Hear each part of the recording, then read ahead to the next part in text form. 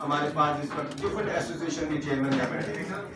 میں آج اس وقت میں آپ کو یہ بتانا چلوں کہ ہم نے ڈاکٹر گوہر اعجاز صاحب کو جو اپنا لیڈر بزنس کمیونٹی کا ہم نے فیصلہ کیا ہے کہ آج سے ڈاکٹر گوہر اعجاز صاحب بزنس کمیونٹی کے ہمارے لیڈر ہوں گے.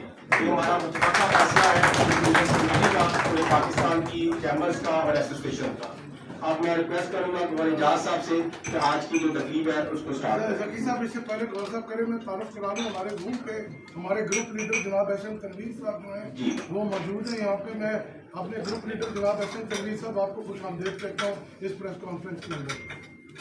جی احسن تنویر صاحب ہمارے ساتھ ہیں جی، یو بی جی کے ہمارے پیٹرن چیف ہیں. آج ہم ان کی وجہ سے یہاں پر موجود ہیں فیڈریشن چیمبر میں.